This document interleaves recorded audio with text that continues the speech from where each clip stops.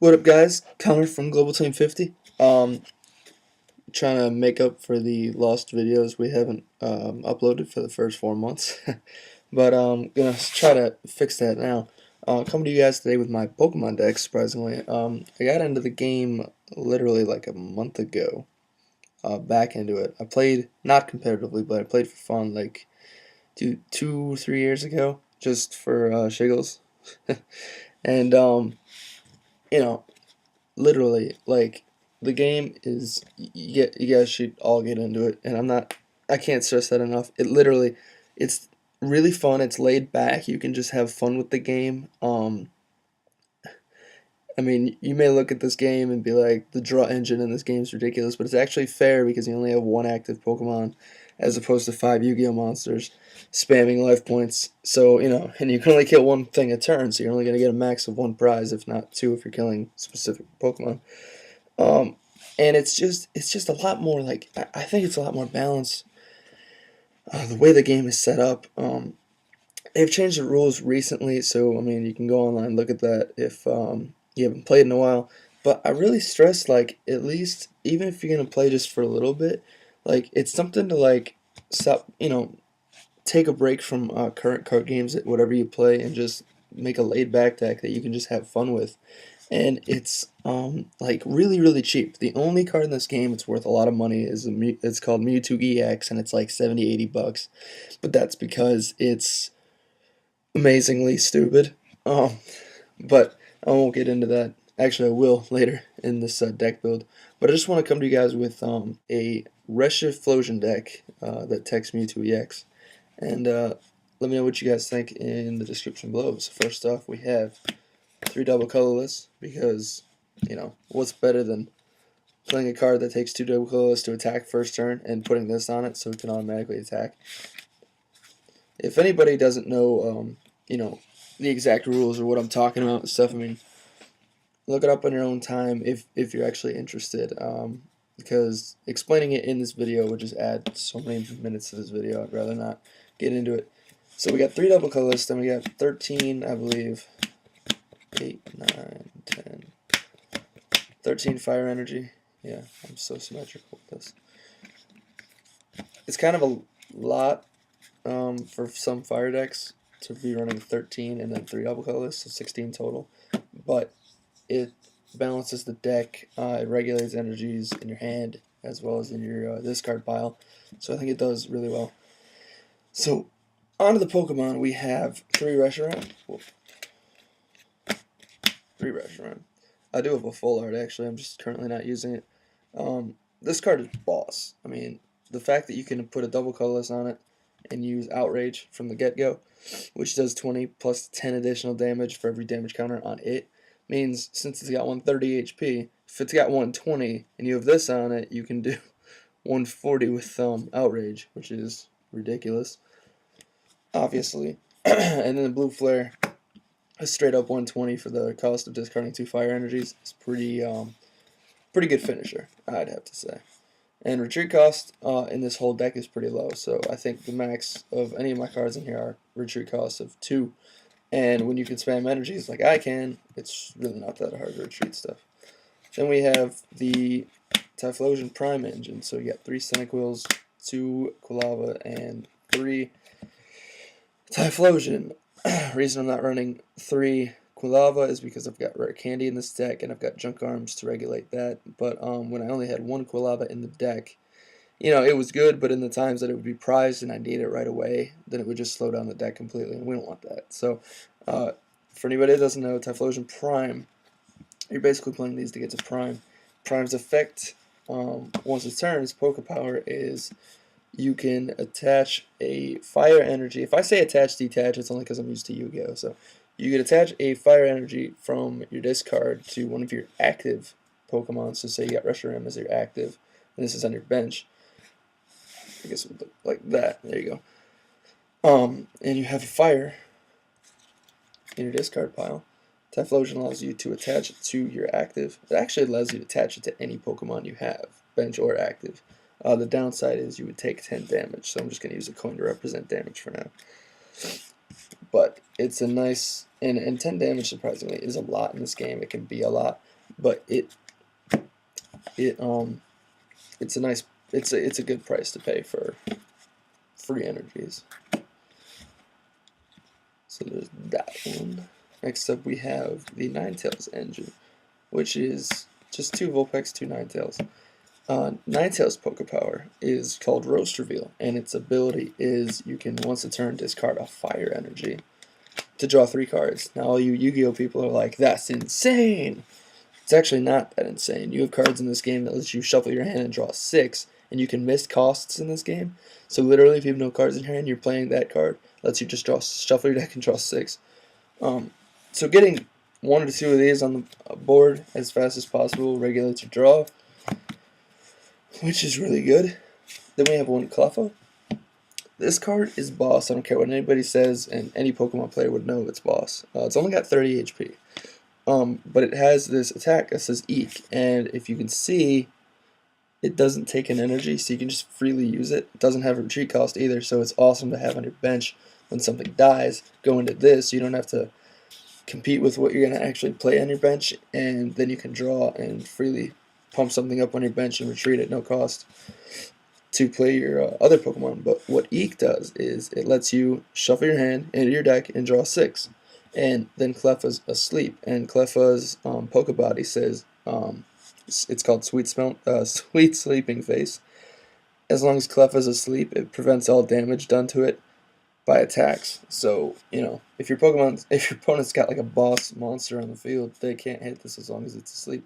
And yes, you have to flip a coin every turn to see if it's asleep or not. If it's heads, it wakes up. This is the downside, but more or less, I'm just using it as free retreat fodder. And for that offset chance that I need to redo my hand, there's Eek for that. So Cleffa, everybody. And then finally, for the last 2 Pokemon, we got 2 Mewtwo EX, because this card is retarded. Yes, they're real, they're not fake. Because I've been known to put proxies in my decks and then do videos. Mewtwo EX has this attack. Yes, it's Psychic, so obviously I can't use Side Drive, which does 120, and it says discard an energy because it takes 2 Psychics, and I don't run any like Prisms or whatever. It has this other attack that makes it ridiculous, called X-Ball. Takes 2 colorless, so 2 fire or 1 double colorless. And it says it does 20 damage times the amount of energies attached to this Pokemon and the defending Pokemon. So basically, if you're looking at, double colorless on Mewtwo, okay? And, your opponent's Cleffa, because, God forbid, they put energy on Cleffa, has a double colorless and a fire. Let's make it look really ridiculous. Mewtwo does 20 for each energy on it. So to use its attack, it's going to do 20-40, since it's 2 energies. And the defending Pokemon, so it's going to count 20, 40, 60. So 60, 40 is 100, and now X-Ball does 100. If you're playing against, like, boss decks, we're just going to keep Cleffa out as their boss monster for now. And you've got, like, they've got 2 fire energy and a colorless. You got 2 fire energy and colorless. It's going to do 20, 40, 60, 80. They got the same on that side. Times 2 is 160. And if you're against a Psychic deck, Psychic's super effective against itself, so it's going to do 160 times 2. Which is ridiculous. So 320. That's the only downside to Mewtwo, is it wrecks itself in like 5 seconds if you have the appropriate amount of energies. And like I said, you don't need double colorless. You can just use 2 fire, and then you can use X-Ball and it does 40. So plus whatever the defending Pokemon has. So there's that ridiculousness. And I mean, people run more than these. The reason I only run 2, you'd think, run 4, because you can run 4 of everything in Pokemon, is because when your opponent kills an EX, they get 2 prizes. So, if I run too many of these, I don't want to deal with them getting free prizes. However, I do have this, and that's it for Pokemon. We're going through the item we're going to the trainers. I run a Revive, and I've been taking it lately, and it's been absolutely amazing because it lets you bring back any basic from your discard to your bench. So EX is a basic of all cards, so you can bring it back and technically have 3 Mewtwo's in your deck, or you can bring back that Cleffa that just happened to die, or you can bring back any of your base level Pokemon if you have like dead Typhlosions or Ninetales in your hand and you need to bring back stuff, or you can bring back Reshiram, because Reshiram's the other boss of your deck. So Revive has been amazing in here. Just one. I do run Junk Arm, so I don't need to run more than one. I don't think. I mean, I could, but I don't. I like to keep the rest of the deck for like energy stuff. So we got one Rare Candy. Had two with one Quilava, but just dropped it down because it's the only thing it evolves. Technically, I could just drop it for a Quilava, but I like to have it be able to cycle with Junk Arm for now. That way, you know, if I can't conveniently get the Quilava and I got the Cyndaquil and the Typhlosion, then at least, and I have a Junk Arm, and at least then I can just skip Quilava and go right into Typhlosion. That's what it does, is it skips the second form and goes right into the third. So, one Rare Candy. 1 plus power. It's the nice little tech that I don't like to spam in the deck too much, but again, with Junk Arms, you can get it back, and 10 damage actually usually means all the difference, because a lot of base now have 130 HP, Reshiram, for example, and you know, if you're playing against an opposing Reshiram or a Zekrom, and they have 130 HP and Blue Flare does 120, that extra 10 damage can knock it out in one hit, and it's exactly what you need. So, plus power is a really nice card. Next up, we have the most broken card in the game besides Mewtwo EX, and that's Pokemon Catcher. This card lets you take one of your opponent's Pokemons from their bench and switch it with one of their active. So it lets you manipulate exactly what you want to kill. And I run 3, don't need 4, because again, I run Junk Arms. So I think 3 is fine. You know, 4 is just more troll, but with Junk Arms, technically I run 6, because I run 3 Junk Arms. If I was going to go Catcher 6 times. So regulate exactly what they're going to play and use against them and just ruin their combos. It's exactly what that card is. It's a combo ruiner. And then you've got 4 Pokemon Communication. I think most people run 4 Communication because it just lets you, it's an item so you can use more than one a turn. And you can just switch a Pokemon in your hand with another Pokemon in your deck. And it just, you know, gets you exactly what you need. So that's it for the item. Oh, I'm sorry, Junk Arm is our last item. We're on 3 of those. Discard 2 cards, get back any item trainer. You know, so that was everything I just went through. The communications, the catchers, the plus power, the Rare Candy, and the revive. So Junk Arm can put in work, and extra cards in your hand is usually not a problem because you have energy regulation.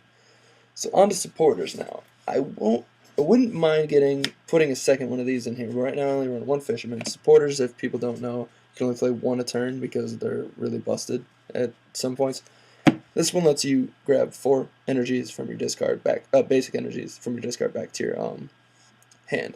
So it lets me grab 4 fire back to my hand. And that's exactly what I need, because then you discard 1 with Ninetales, draw 3, then you put 1 on your Pokemon, and then the one you discard with Ninetales, you equip with the Typhlosion to one of your Pokemon, and it's just, yeah.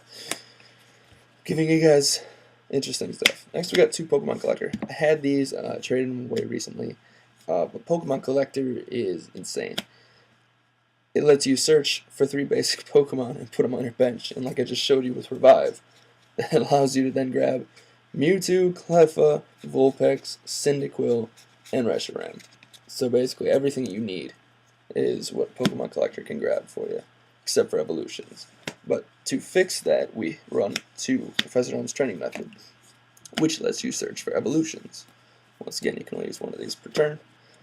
Then we run 4 Silent, because energy regulation in this deck is key, and this lets you search for 3 basic energy from your deck and add them to your hand. And I have them in the deck all the time, so this one's hollow, reverse hollow, so easily, definitely. So you're probably thinking, alright Connor, you got all this, but what if your deck decks out because of all this ridiculous draw power, search ability, recycling? What if you deck out really fast? This is why we run 4 Professor Oak's New Theory. This says, discard your hand, draw 6. So it's Cleffa, but it's just a free supporter. Obviously, you can only use 1 a turn. But, you know, if you got 15 cards in hand, and your opponent hasn't played End, which is an annoying card that has both you and your opponent shuffle your deck, hand into your deck, and draw until you have the same number of cards in your prizes. If they didn't play that, and you're about to lose, or you regulated your hand and you have like 15 cards, play this. Because by that point, if you have 15 cards, you probably have everything you need on your bench. And then you can just worry about shuffling your hand back and you're on to do the draw power. So, this video is getting pretty ridiculous. My hair is a mess, and I'm going to let you guys go for now. But I just wanted to show you my quick Pokemon deck, and hopefully we'll have more videos. Alright, peace.